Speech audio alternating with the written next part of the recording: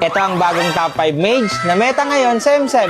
Ang number 1, si Louie. Tatlong klaseng TP na kasi ang pwede mong gawin. Number 1, fake TP. Itututok mo lang kung nasan kayo. Tapos, mag-o-overthink na yung kalaban. Pero, hindi naman kayo gumalaw sa pwesto. Ang tawag dito ay off-map pressure. Kakabahan sila na baka nasa kanila ka na. Magbabago yung laro ng kalaban mo. Ang pangalawa naman ay pang-invade sa mga buff ng kalaban. Ito na ang bagong paggamit ngayon ng Louie. Gagamitin mo na sa jungler mo kapag alam mong wala kang ibang paggagamitan. Mas mauuna sa farm at mas mauuna yung power spike nyo. At hindi pa mabebehind yung jungler nyo kahit hindi siya nakaka-contest ng objective. At ang huli, kung bakit number 1 si Louie, bumalik na kasi yung Claude. Kaya napakagandang i-combo nito. Ititipi mo sa side lane, tapos mag-BBMI lang, lalamang na kayo sa wave management. Kasi kayo yung nakaka-control. Subukan nyo to. Ang top 2 naman ay si Lunox. Dahil nga wala nang masyado nag-a-assassin, nauuso na yung fighter at tank utility. Sobrang kayang butasin ng isang Lunox. Tapos, isama mo pa yung buff na pinatas na yung makukuha ng gold lane ng mga mid lane. Magkaka-item agad si Lunox at kahit sinong madark kanya, hindi kayang tumagal. At bukod doon, ang lakas din kasi sa laning. Kahit sinong kasama, kayang-kaya niyang i-1v1 o i-2v2. Secured na agad at wala kayong aalalahanin sa lane. At ang isa pang dahilan kung bakit meta si Lunox, kasi namemeta na ang fighter jungler tulad ni Freya at Leomord. Dahil puro pasok yung mga to. Kapag na-hold to ng tank nyo at nadarkan ni Lunox, walang magagawa dahil mabilis lang mabeburst. Ang sumunod na namemeta ngayon sa M7 ay si Valentina kasi pwede mo nang i-flex ngayon. Pwedeng sa XP lane at pwede sa mid lane. Pag may XP lane na Sora, dun mo na i-XP lane si Valentina. Pero pag wala naman, kahit i-mid lane mo lang. Ang dami mo kasing magagayang skill ngayon sa meta. Tulad ni Gra, Talia, ulti ni Paramis at marami pang iba. Kaya nagbabalik si Valentina kasi isa siya sa mga mababagal mag-farm na mage. At dahil nga sa buff na nangyari na mas mabilis na makaipon, nagbabalik na to. Kaya kung mapapansin nyo, ang dami na ulit gumagamit. At speaking of Paramis, bumabalik na ulit siya. Bakit? Dahil nauuso na yung Claude, ang perfect counter sa kanya ngayon sa gold lane ay si Carry. At dahil nga doon, ang dami nang gumagamit ng Carry. Alam nyo naman na single target lang to. Kaya isipin nyo